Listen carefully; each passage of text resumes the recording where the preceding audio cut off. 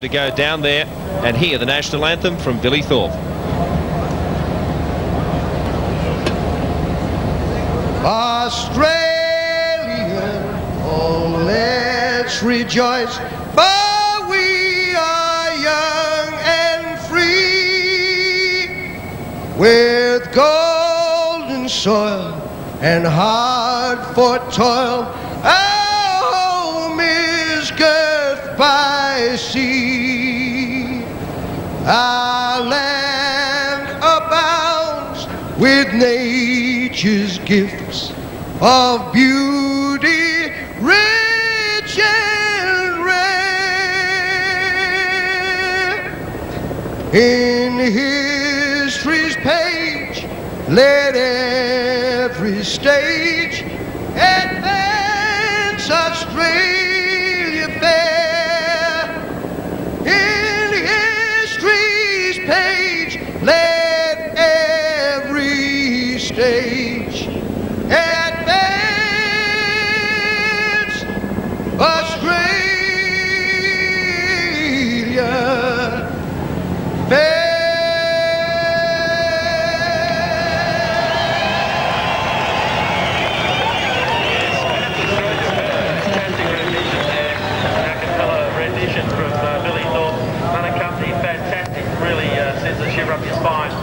Yes, Billy belts it out, leather jacket and all, very much fitting the occasion here at Mount Panorama. And I'm sure Billy, like everyone else here, has a few butterflies leading up to this event. Oh, you couldn't help it, could you, Bill? Phenomenal crowd piled in here. The tension has been building minute by minute. It's to be a 2.5-hour countdown. I remember that just seems like only 2 minutes ago. That's always the way. It's a very, very short time from the time we went to air at 7 a.m. and already at that stage the crowd was massive. They were pouring in here from daybreak and probably earlier, but of course it was too dark to see then. There's that great scene on pit straight. This massive field of V8s. Mark Scaife and Peter Brock sitting on the prime. Pole position 05. The last time we'll see 05 in action. Confederation of Australian Motorsport will retire that number at the end of the year, and so they should. It's synonymous with Brock, the 05 number. It's the last time we'll see it in competition. And by comparison, 17 drivers are tackling this event for the very first time, including 3 all-rookie teams. They are Gober and Williams, Hislop and Briggs, Hart and Lawrence, and another rookie who will draw enormous attention this weekend, and I guess a lot of pressure too, because he's in a very fast and competitive car, and that's Scott Pruett of IndyCar fame. And as you mentioned earlier, Mark, he's been putting in some very good times, but still not quite on the pace, so that'll be very interesting to watch. Well, he's almost there. I was talking to Alan Jones yesterday. It is a huge ask. I mean, this guy's got an enormous amount of experience and skill, but you're talking about switching from a left-hand drive car to a right-hand drive car. You're going from a left-hand gear change, a right-hand gear change to a left-hand gear change. It's a real swap around. But he's got down to the 2-minute 15-second bracket yesterday, so he's just about there. Well, that was the really encouraging thing, because we were talking with Alan Jones yesterday, and well, he wasn't overly concerned, but he said it'd be really nice if Scott could drop maybe 3 seconds off his time, and towards the end of the day, he did just that.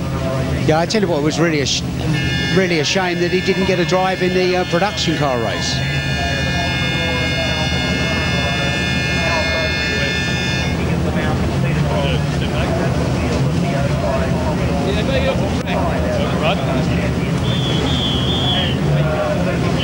Ladies and gentlemen, start your engines.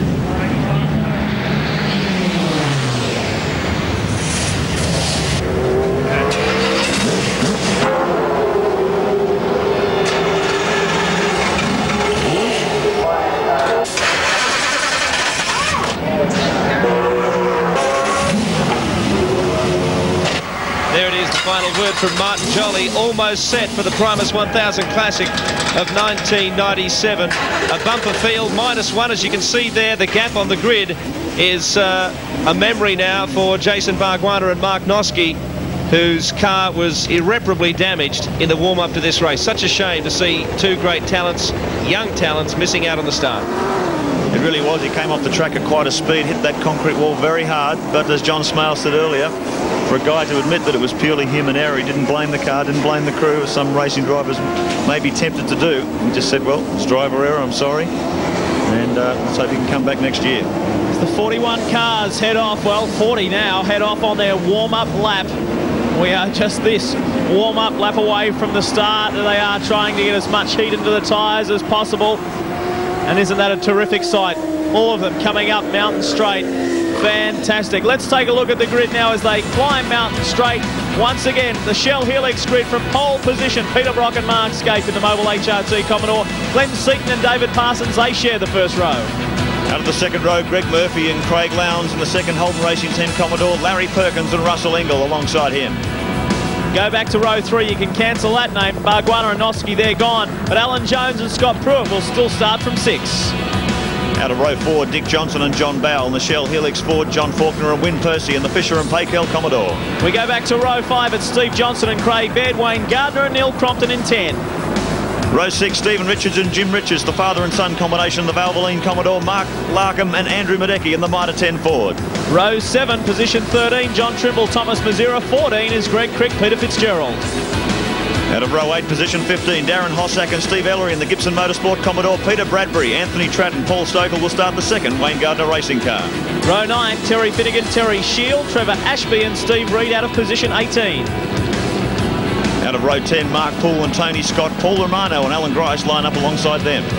We keep it going. Position 21, John Cotter, Peter Dillman, the first of the privateers, Ryan McLeod and Darren Payton. Row 12, Bob Pearson, Alan McCarthy in the Product Commodore, Kevin Heffernan and Danny Osborne in position 24. Row 13, Chris Merton and Charlie Cox, one of the rookies, Ray Hislop and Tim Briggs. Row 14, Melrose and Kevin Burton in the Fairfax Commodore, Mike Conway and Gavin Monahan in the Falcon. Row 15, position 29, we're almost there, Kevin Waldock, John Smith, Neil Shembury and Ian Love. Row 16, Bruce Williams and Paul Gover in the Simcoe Pacific Commodore, Gary Wilmington and Bill Siders in the Commodore. Position 33, Malcolm Stenick and Peter Gazzard. Position 34, Wayne Russell and Rick Shaw. Row 18, Peter O'Brien, Ron Barnacle and Brian Callahan line up. Ian Palmer and John English in the Palmer Promotions Commodore out of 36. 37, it's Brian Walden, Steve Williams. 38, Scotty Taylor, a trio, Stephen Bell and Bill Attar. Tony Longhurst and Charlie O'Brien, they had problems in qualifying. They're going to start way back, but watch them charge. Michael Hart and Peter Lawrence in the SMC Pneumatics car. And off row 21, the Castrol Cougars of Melinda Price and Karen Brewer. They did have some misfortune, but we spoke with Melinda earlier on, or Barry Sheen spoke with her, and she seemed pretty positive, Baz. Well, she did. You know, your heart goes out to her when you think about it. She's trying to do her best, and they're both really good little drivers, and it's just a shame, you know. It happens to everybody. You look at Bargwanna, you know, he's going sensationally well, and that's the luck of the draw. It's going to be interesting at the start of this race to see which tyres heat up the quickest. Traditionally, the Bridgestones are really good. You've got the first 3 guys on Bridgestones, and then you've got Larry Perkins on the Dunlop. So just keep your eyes open for Perkins, and you can get a good idea if Perkins is right up the front and catching quickly on the first lap, then the Dunlop's heating up quicker. If not, if he's going backwards, then obviously the Bridgestones are the hot tip at the start. Big field of V8s. There's Clint Seaton, the 1997 Shell Australian Touring Car Champion. He's won 2 Australian Touring Car Championships. This is the one he has failed to conquer. Mount Panorama Bathurst. Sorry, Mark, I was going to say, if fairness comes into it, Mark, you'd have to say that this would have Seaton's name on it, wouldn't it? Yeah, he's tried many times, come very, very close. 1995, he got within 9 laps of winning until that engine failure. There's the man of the moment, Peter Brock, on windscreens O'Brien onboard camera. Last time at Mount Panorama for Peter Brock, 9 times winner. He wants to go out with number 10. Well, while they're nice and set off the front row, we've still got quite a few cars coming in. There they are, just coming around Murray's Corner. The Conway Monahan entry, Shembury and Luff. They're all lining up, and isn't it such a colourful grid? Just moments away from the start in the 1997 Primus 1000 Classic. 5 more cars to come up to the grid. 110% concentration on the face of Peter Brock. He looks across at Clint Seaton. It's Holden and Ford on the front row for Australia's greatest motor race, the Primus 1000 Classic. We're only moments away. Tony Longhurst now taking up his good position right back there. The Castrol Cougars Commodore, they had problems too. The green flag waves. We are only moments away. Hear the V8s roar in the Primus 1000 Classic from Mount Panorama Bathurst. Set to go, green light, they're away. Brock gets away to a great start. Sideways. He gets away the best. It's going to be Brock. Perkins has got the outside run, but Peter Brock will take him through the first corner. Perkins. Great. Side by side up Mountain Straight for the first of 161 times. This big field of V8 sort themselves out, but it's Peter Brock in 0.5 who'll lead this field up Holden Hill toward Repco Corner for the first time. Cricket Fitzgerald got away quite nicely as well, but it's Brock Jones coming up the outside of Perkins as well. They hit Repco Corner. The big V8s, they climb the mountain. Let's hear them roar.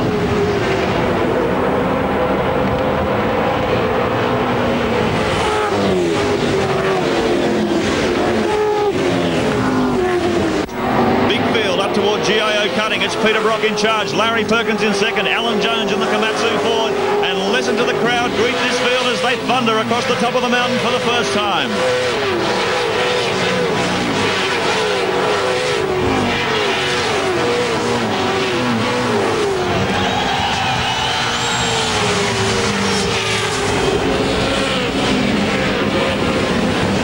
Big cheer for the mountain man, Peter Brock in 0.5. This is where they want him. For 161 laps, 0.5 leads them down through the cutting, down toward Forest Elbow for the first time. Larry Perkins in the Castrol Commodore locked in second. Alan Jones the first of the Fords. Then it's Clint Seaton. Big field swings down Forest Elbow for the big run down Conrod Straight, reaching speeds in excess of 290 kilometres an hour. What a determined start it was from Peter Brock in the 05 Mobile HRT Commodore. He sort of got pretty sideways off the start, but he was so determined to hit Hell Corner first. Well, he did, but how about Jonesy? Really excellent start, and interesting to see the speed down the straight. There's not a lot to choose between any of them. Top four, virtually the same.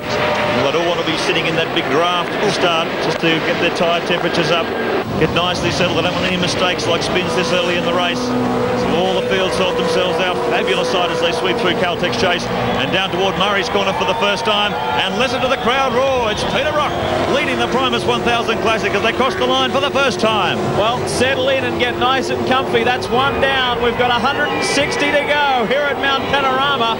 Perkins got away to a terrific start as well from fourth, coming up into second. Jones from sixth to third. Seaton's gone backwards a little bit. There's John Faulkner, who started from 8th position.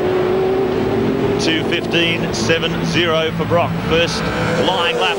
Larry Perkins in behind, Alan Jones, Glenn Seaton, then it's Greg Murphy in the second Holden Racing Team Commodore, John Bowe in the Shell Ford, Wayne Gardner, Steve Johnson, John Faulkner and Mark Larkham in the Mitre 10 Falcon in 10. Tony Longhurst is already on a charge. You saw him up the back of the grid. He's already up to 19th position. 20 positions he's made. He's made up 20 positions in 6.2 kilometres.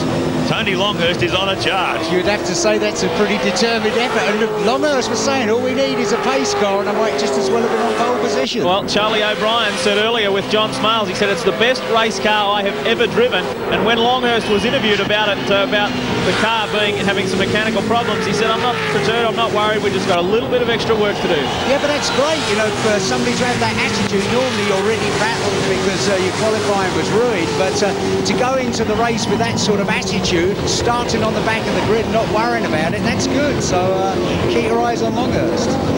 Down through the S's toward the dipper. The Levi's race score tells the story. Brock in command from Perkins, just opening up almost a second gap over the Castrol Commodore. Jones in third position, Seaton in fourth. Gardner's done quite nicely to come on up into 7th position, considering he started back in 10th. There's Mark Larkham, who's made some ground. Stephen Richards, the Crick Fitzgerald combination.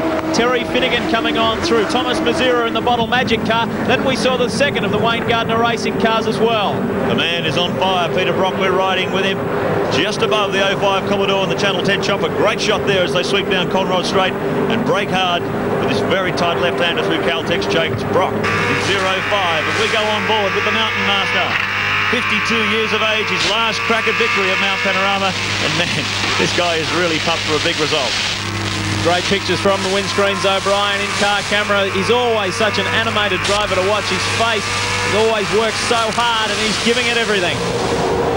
So they come across the start-finish line once again. He's opened up a little bit more. 1.4 seconds over Perkins in second position. Larry won't be too disturbed about that at the moment. Very experienced campaigner. He wants to get himself in the groove. Alan Jones sitting in behind the Castrol Holden in the Komatsu Ford. Then we go back to Seaton. Greg Murphy still in fifth.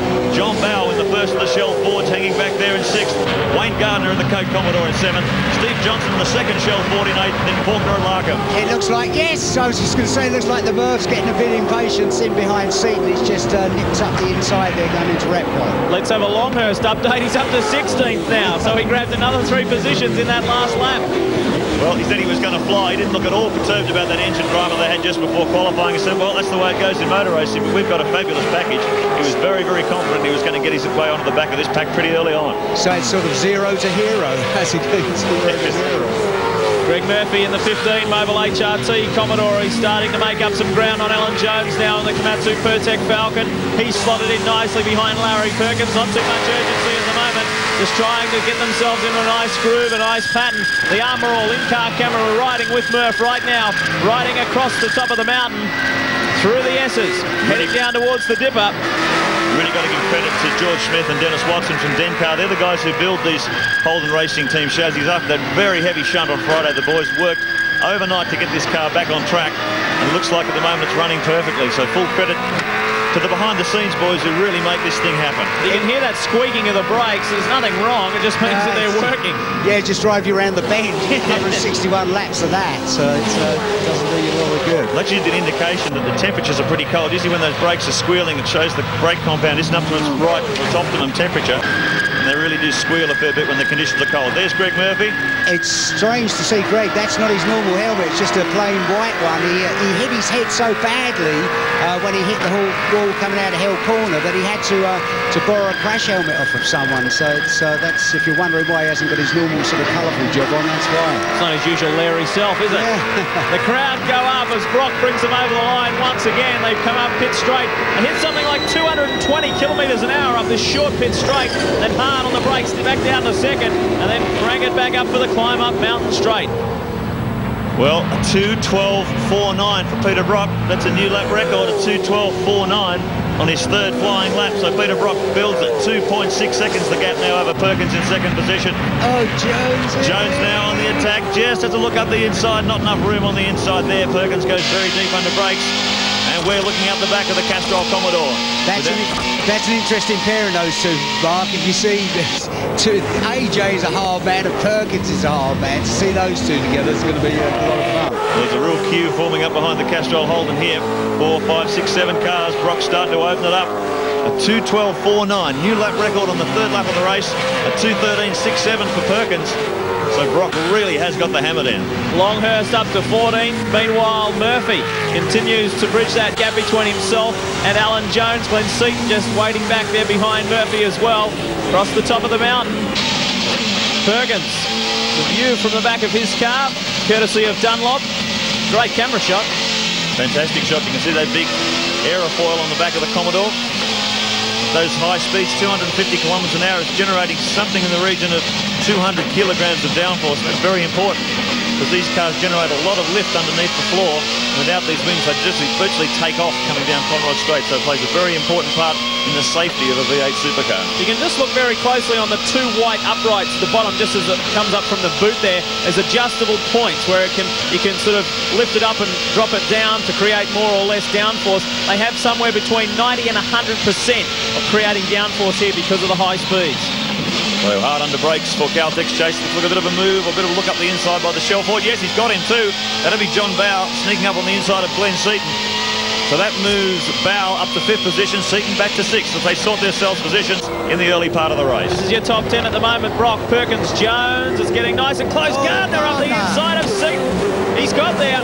Gardner in the Coca-Cola Donut King Commodore. Now Seaton comes back on the inside. Watch the Ford Credit Falcon. He won't have enough there though. So Gardner's on a move up. He gets up there into 6th. I kind of get the idea with Seaton, the way he's driving at the moment. I don't think he must have some kind of problem, you know, because he was dropping back. You saw him glance down there, so we'll see if he's getting on the radio. It looks, I don't know, you can't tell, but I would say he might have some kind of problem.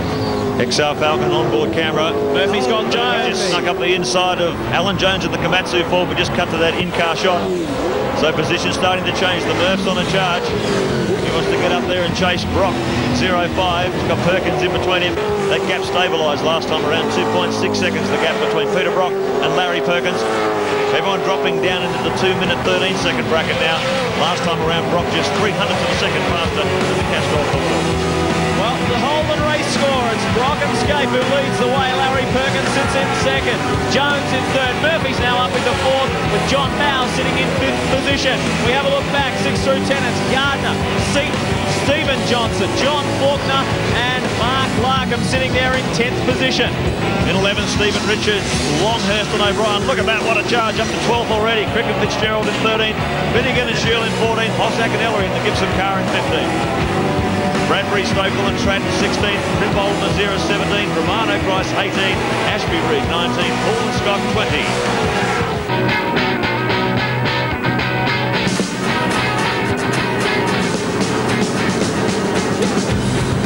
From the Whitman's Lightship, you're watching the 1997 Primus 1000 Classic. 6 laps down now, and can Peter make it a perfect day?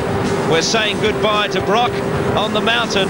There's a shot of the Whitman's Lightship, bringing us the pictures you saw just a moment ago. And this is the scene on the track. Brock leading the drive. Mark Scaife, of course, will jump in a little later on, ahead of Perkins. Greg Murphy has made a move. He's up to 3rd now. Down to number 5, Dick Johnson from the Gardner car, also on the charge. Clint Seaton has dropped back to 7th place now after duelling with Brock at the very start of the race. And Stephen Johnson, a great drive from the younger Johnson, of course partnering Craig Baird. His father Dick is partnering John Bow in the other Shell Helix Falcon. And the leading privateer at this stage is car number 33, Alan McCarthy, in the Product Racing VS Commodore. Well, I reckon Larry Perkins is pretty determined to try and spoil Brock's party early on. He's just undercut Brock's new lap record. Brock did a 2:12.49 on his 3rd lap. Now Perkins has come out and cut that down again at 12:3.3. So he's carved a 1/10 of a second of that new lap record Brock set just a few laps ago. So there's a real battle going at the front of this field. Yeah, we hear news from the pits from John Smale. He's spoken to Seaton's crew. There's no problem at all with Seaton's car. He just reckons that he's settled into his pace and it's a long race, so the good news is no problems for Seaton. 27 positions made in 6 laps for Tony Longhurst in the Castrol Ford. He's up into 12th position now behind Stephen Richards in the Valvoline Cummins Commodore. Can you believe it? We got some onboard telemetry now. Onboard the Shell Helix Falcon. Thanks to Primus. You've got your speed on the left, rev count on the right, and the brake right in the middle. If the one on the right goes off the end and into the R, then the scrutineers rush round and say your rev limiter's not right. Let's have a listen to the Shell Ford as he hammers it around Mount Panorama.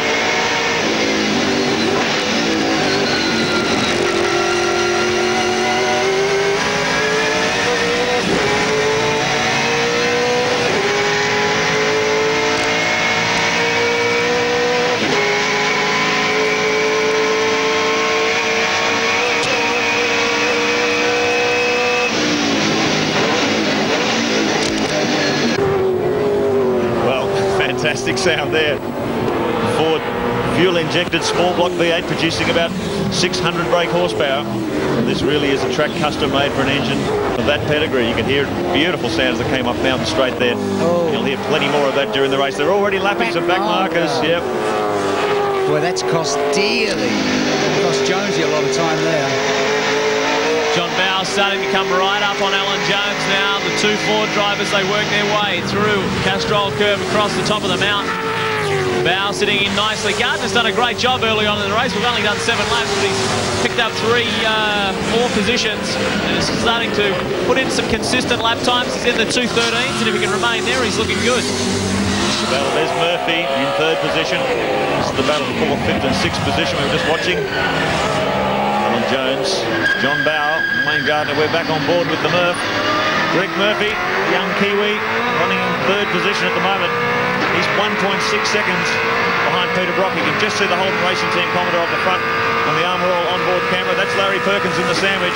Perkins has undercut Brock's lap record of 2:12.33 in the Castrol Commodore, and he's now 1.4 seconds behind 0.5. Well, if he and Craig Lowndes can win today and have back-to-back Bathursts under their belt, they'll be the first combination to do that since Jim Richards and Mark Scaife back in 91 and 92. There's the windscreens O'Brien profile, driving the Commodore VS, the 96 Bathurst and Sandown winner. First in the New Zealand Gold Star Championship in 95, second in the Australian Gold Star Championship in 94. So he's got a pretty good open wheeler background. He's very good in the tin tops as well. Well, we had a wretched season in the Shell Australian Touring Car Championship this year. There was never any doubt about the young Kiwi's speed, but he only ended up 4th in the championship. 6 race wins, 3 round wins, 4 pole positions. He certainly had plenty of pace, but some remarkably surprising reliability problems with the 1.5 car in the opening rounds really did cost him the championship. So looking for a strong, reliable run here, just as they had at Sandown on the Tickford 500 just a few weeks ago. Yeah. If you look at Larry Perkins now, he's just over a second behind Brocky, so he's pulling him in, and his last lap was 10th of a second quicker. Yeah, Brock's just done a 2:13.21, Perkins a 2:12.85, so he's nipping away at that lead all the time. Top privateer at the moment, it's still Alan McCarthy, teamed up with Bob Pearson in the Product Commodore. So McCarthy doing a good job. There's Longhurst putting the challenge on the Mitre 10 Falcon driver of Mark Larkham. Both the Queenslanders, both from the Gold Coast, in fact, as they start their climb across the top. Longhurst has done so well to weave his way through 27 cars. In fact, make that 28 because he's into 11th position now.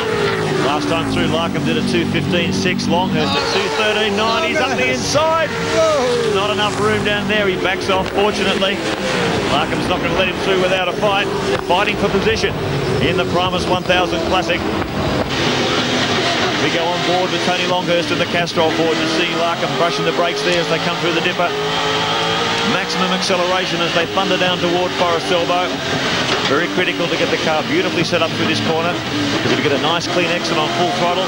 Really does determine your terminal speed on Conrod Straight. Out of there, shifting up through the gears. 4th, 5th, 6th.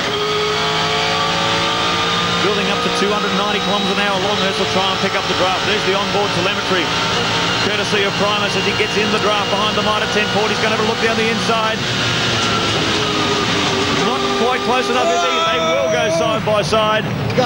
Down into the chase. He's in front of Larkham. He moves up another position. Longhurst moves into the top 10. From 39th to 10th, Stephen Richards has come right up on Larkham as well in that little encounter. So here come the 3. This is 10th, 11th and 12th. Longhurst in the Castrol Falcon comes through Murray's. Then we've got Larkham, then Stephen Richards in the Valvoline Cummins Commodore. So the order at the moment: Brock from Perkins, Murphy in 3rd, Alan Jones in 4th, Bow, Gardner, Seaton, Johnson, Faulkner and Tony Longhurst now up to 10th. Larry Perkins is reeling Brock in something fierce. It was out at 1.04 seconds on the last lap. Now it's down to half a second and Larry is right on him. So the team order's been sent out from Jeff Gretsch for the Holden Racing Team cars to put their headlights on as they start to lap the slower traffic. That's much easier for the slower cars to see the car approaching. It catches their attention in the rearview mirror and reduces the chance of not seeing them as they try and sweep past.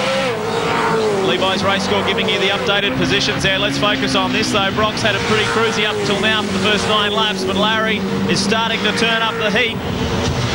No love lost between these two guys. Former teammates back in the Holden dealer team days. They shared 3 fabulous victories at Bathurst, the Peter Perfect era they called it, 82, 83, 84. You couldn't touch Brock and Perkins back in those days, and now it's their opponents and give no quarter rivals. Coming down toward Forest Elbow, it's a 2-car war at the moment. We've got this on the replay, the Shell Helix replay. Kevin Heffen, the Queensland privateer, he's had a blowout on the right rear tyre and looks like he was able to make it all the way down to pit lane. Barry Sheen, you can never allow for that sort of thing in a race strategy. Well, you can't. That's the whole point. You know, you can do the best laid plans of, oh, Wilson, Perkins. Here he comes. Maybe. No, he's not close enough. I was going to say maybe up the inside. Perkins sitting right in behind 05. The great shot from our cherry picker way above the course. We go on board, you're looking out of the rear bumper of 05. Looking back at Larry Perkins in the Castrol Commodore. And one thing's for sure, Larry ain't no lamb when it comes to having a go. Windscreens O'Brien on board camera. You're riding with 05. They come on the pit straight once again. Perkins closing the gap all the time. You don't need a stopwatch on this one. He's close enough to make a passing manoeuvre should Brock make the slightest mistake. Greg Murphy with the quickest lap time that last one around. He's in the 2:12s while the front 2 guys, Brock and Perkins, are in the 2:13s, the 2:12.87 for Greg Murphy. He's tucking in behind Larry. It's only 1.5 seconds covering the top 3. This is a great battle. Commodores 1, 2 and 3. The first of the Fords, Alan Jones just sitting in behind them. Some 2 seconds behind our race leader, Peter Brock. Faulkner back there in 9th.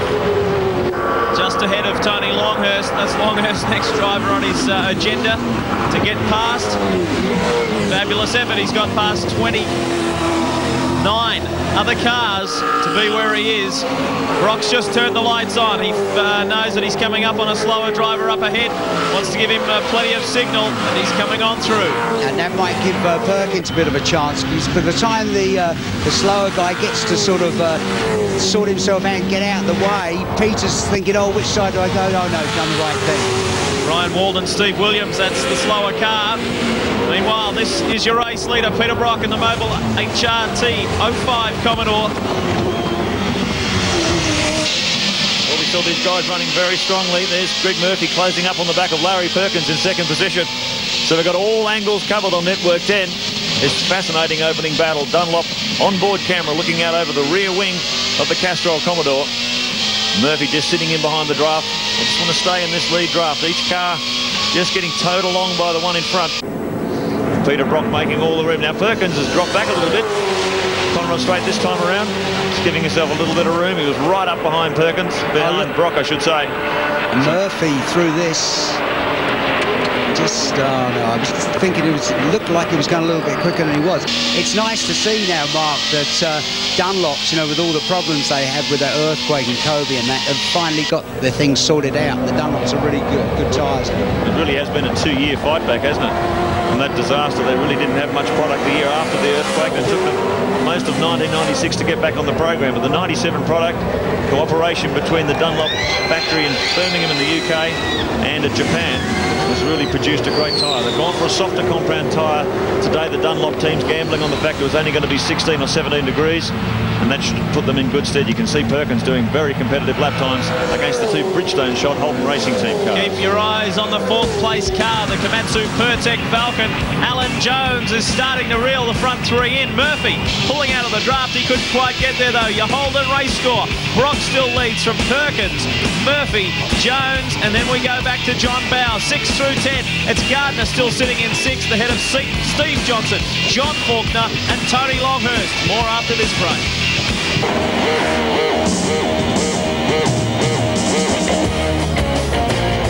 Welcome back as we watch the race for second in the Primus 1000 Classic at Mount Panorama. Perkins trying to hold out Greg Murphy. Bit of slow traffic there, getting in between the two Commodores. And that almost paid off for Larry Perkins, but Murphy not letting him get away. Let's run through the top 8 privateers at this point. Pearson and McCarthy. McCarthy in the seat is leading at this stage. You see the fastest qualifier of the privateers, Peter Dillman, is back in 3rd. Then we had the McLeod Pate car in 4th. Then Rose and Burton, Hislop and Briggs, Conway and Monaghan in the oldest car in the field, the old EA Falcon, with the 7th placing so far, and then Waldock and Smith rounding out the top 8 privateers, but up the front after 12 laps. It is Brock, Perkins and Murphy, and they've just ticked over number 13. Well, we talk about that leading trio. Longhurst isn't stopping for anybody. He's in 9th position now. He's got ahead of John Faulkner and is behind Stephen Johnson. Showing the speed differentiation between the level 1 guys and the level 2 guys. The level 2 privateers, of course, running on a control tyre. They don't have the level of expertise or testing or the intellectual property that the level 1 teams invest in their cars. So there's no way they can match the speed of the level 1 cars. It's such a great initiative this year and a great incentive for the battlers to have this level 2 privateer class. So we'll be following that right throughout the day. Lap 14 of 161. It's early days yet. Almost half an hour into the Primus 1000 Classic for 1997, and this great battle continues between the 3 Commodores. Brock leading just over 0.8 of a second in front of Perkins and Murphy in 3rd. 5 times champ Larry Perkins chasing 9 times winner Peter Brock with just 1 Bathurst win, which is nothing to sneeze at when you look at people like Clint Seaton, doesn't even have one yet. Greg Murphy sits in 3rd position, chasing his 2nd straight Bathurst win, teamed up with Craig Lowndes. They're an ideal match. In terms of body size, nothing needs to be changed as we go on board with Greg. Nothing needs to be changed in terms of seat position or anything. A similar size physically. When those driver changes, it has to happen so fast and smooth. They're an ideal team. The Armour All in-car camera for you down. Conrod straight, Perkins and the Castrol Commodore up ahead. You're riding at 290k with the 25-year-old New Zealander Greg Murphy. 2-time Sandown 500 winner with Craig Lowndes. A very strong open-wheeler competitor back in his native New Zealand. Won the New Zealand Grand Prix, 2nd in the Australian Drivers' Championship back in 1994. He's also done some time at Le Mans driving a Porsche. 2nd in class last year driving the German car. So he's a guy who's accumulating an enormous amount of experience for one so young. 25-year-old Greg Murphy won the race last year with Craig Lowndes. Now he's sitting in a very competitive position in third. Well, they're coming up on the Castrol Cougars entry of Karen Brewer and Melinda Price. Karen has started the race and she moved over to the inside and let the guys come on through. Here's a replay of an earlier incident as we ride with Larry now as they climb the mountain. Coming down into Murray's corner, Monaghan, and no, it's in fact Poole. Mark Poole in the Gawler. Commodore just trying to come on the inside there of Thomas Mazira, and a little bit of a spin. Boys down at Murray's corner would have appreciated the burnout. Plenty of smoke from the back of their car as he gets back in the race. Fortunately, didn't touch the fence. We're back at the pointy end of the field, riding on Larry Perkins' Commodore. You're looking out the back window. Greg Murphy just sitting in behind the Castrol Commodore. Brock's just on a 2:13.9. Perkins and Murphy both. Well, Perkins just on a 2:14 neat, and Murphy a 13.7. So times just within 2 or 3 tenths of each other. They're sitting in this trio formation. Peter Brock quite comfortable at the front of this race.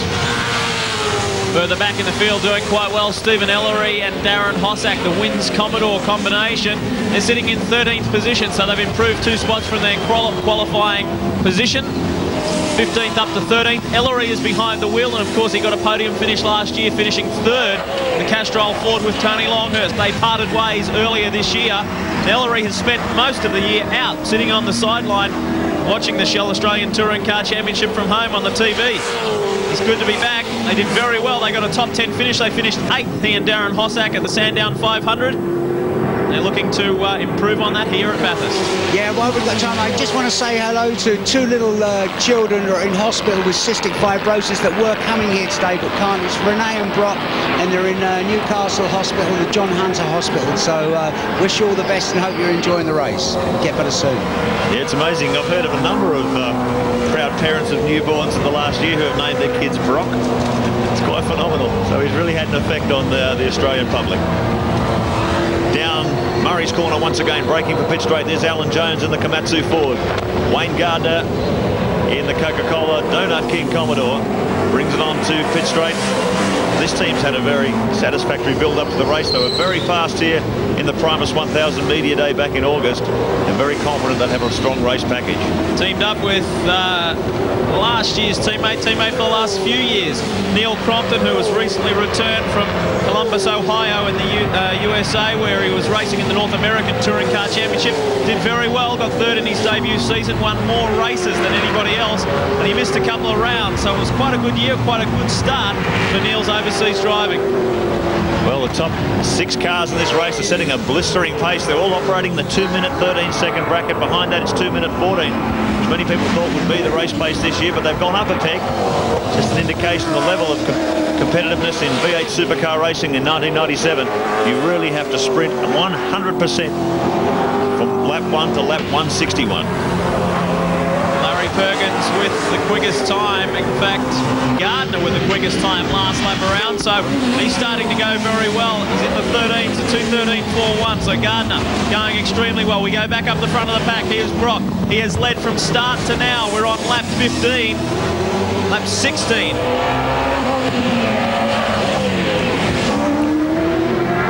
Brock now braking hard for Forest Elbow. Larry Perkins, his constant shadow.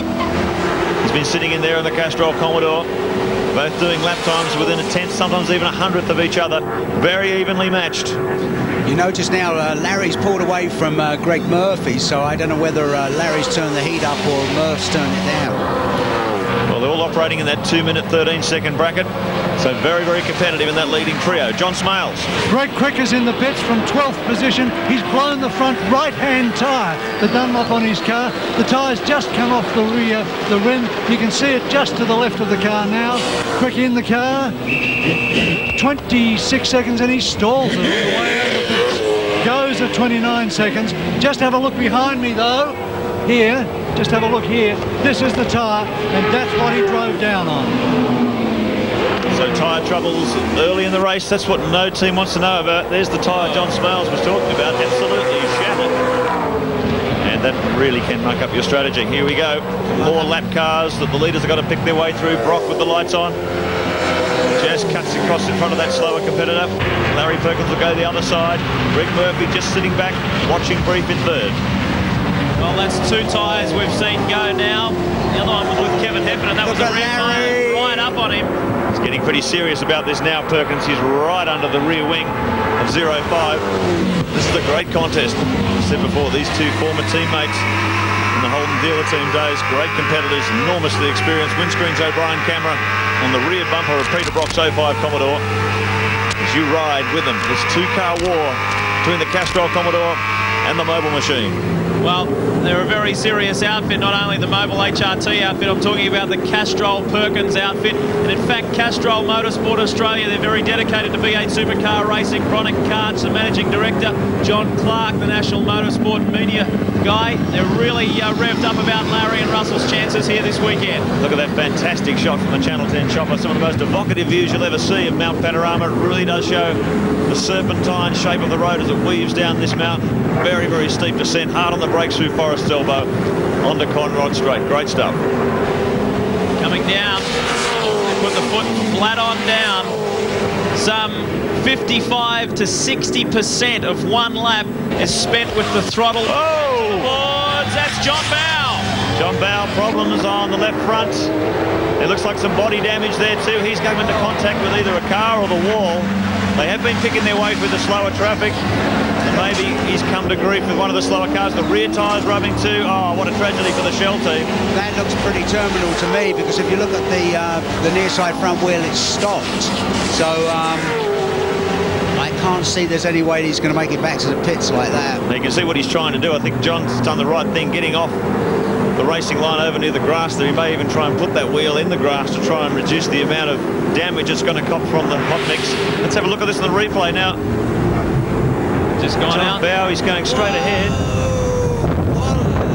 I think he's had a tyre blowout. It looked like the front tyre may have been flat as he was sliding off the road there. Once you lose the outside tyre on a corner, Baz, you just got no steering control. Oh, there's absolutely no chance. And if you have a look at that thing, it looks as if it's knocked the suspension in and everything. If you it's look fire. At the sparks. So he's right down on the metal now. Sparks or fire. I think it might be sparks coming off the wheel, or it might have even gone right through to the brake disc. Now he might have been running it along on the brake rotor, so that's doing a lot of damage underneath the car. Look at the angle of the front wheel. I would say that's the end of the day. If that was a blown tyre, there's a bit of a strange coincidence there, because the previous 2 cars that have blown tyres have both been Dunlop runners. Yeah, right. So hope.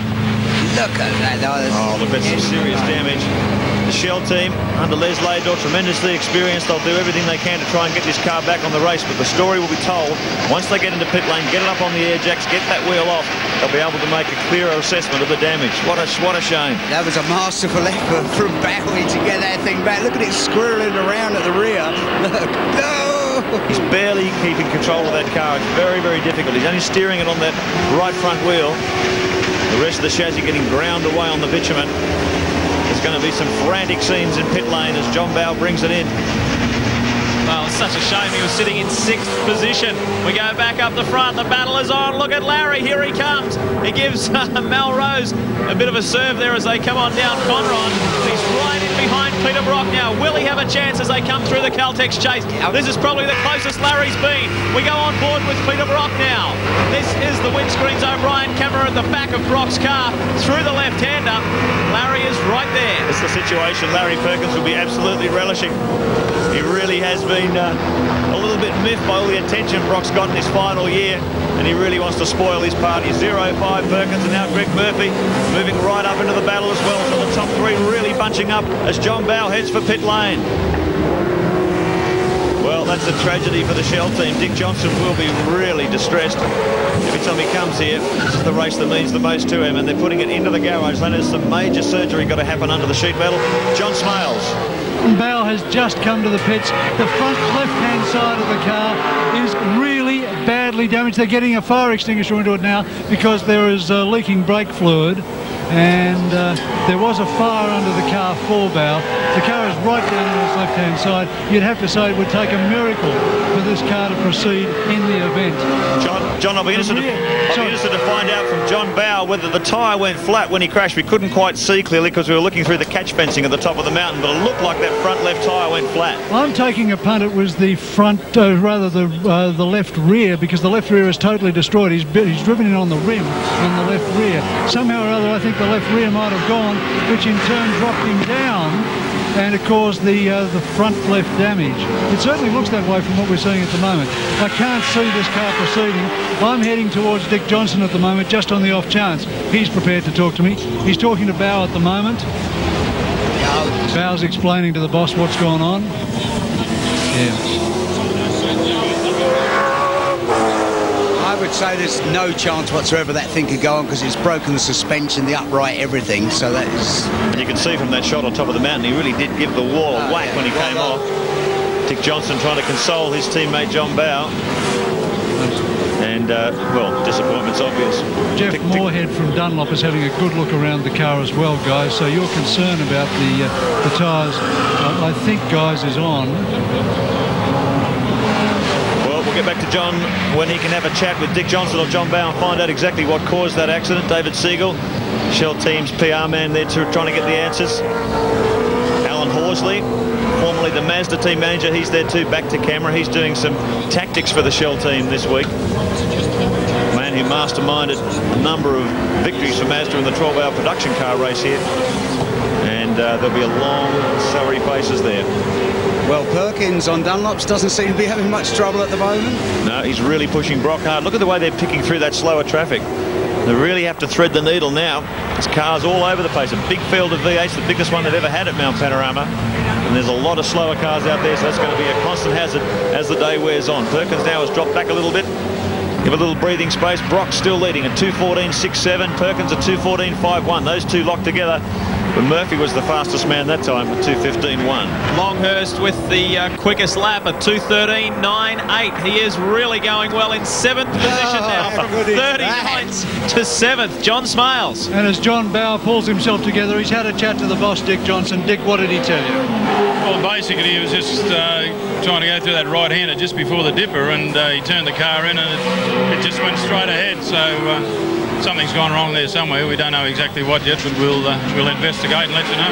Your punt, though, Dick, was it tyres or was it suspension? Well, as I said, I really don't know, and I wouldn't like to say at this point until such time as we have a good look. At this moment, is there any possibility the car can get out again? Well, you know yourself, in this race, if you have any problems, like you're virtually out of it, but the boys will work and see if they can get it back going again, as long as we can be sure that when we go out it's going to be safe. Pardon the question, how did you feel when you served? Well, like you always feel, very disappointed, but, you know, I've still got a few years left. Good on you, Dick. Thanks. Well, you can see from that shot, some sort of front-end failure. Dick Johnson not sure, John Bow not sure whether it was tyre or suspension or steering. Something's gone wrong at the front end there, Barry Sheen. Yeah, there's no doubt. I would say that wasn't a tyre, that was something mechanical, because there was no... At least with a tyre, you're turning the thing, you can see it turning. John Smales. John Bow with me now. John, what happened? Honestly, John, I don't know. The little right-hand curve before the dipper, I went to turn there and everything felt fine prior to that, and then it just went straight ahead. So there's obviously some sort of failure, but it would be a bit premature to say what it was. It had no steering, basically, so it hit the wall.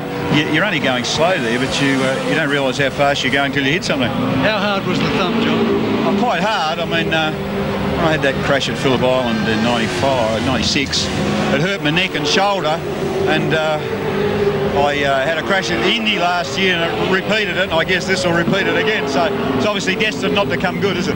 The other thing was the drive back to the pits. It looks like you were really fighting it. Oh, it was, yeah. It had obviously no front steering on the left side, and then halfway down the straight, the rear tyre blew out because it must have been damaged when it hit the wall. So, but I wanted to get it back because firstly it's a long walk, and I wanted the guys to have a look at it to see what it was, you know, just in case there's a major problem somewhere. Toby, thank you. Well, how fortunes can change. He had such a tremendous day yesterday afternoon in the GTP 3-hour where he won with Walden. But today it's totally changed. Here is the race score for you, with thanks to Holden. Brock still leads. Perkins in second. Murphy, Jones and Gardner. They're your top five. 6 through 10, Seaton and Parsons cruising along there. Longhurst, O'Brien, they're continuing their charge. 7th, Steve Johnson in 8th. Faulkner and Percy in 9th, and the 2 Richards in 10th position. We go back 11 through 15. Larkham, Ellery, Finnegan, Bazira and Poole. And the top 20, 16th, Romano and Grice, Ashby and Reid in 17th, Pearson and McCarthy in 18th, Smurden and Cox in 19th, 20th is Connor and Dillman. We'll be back in a moment.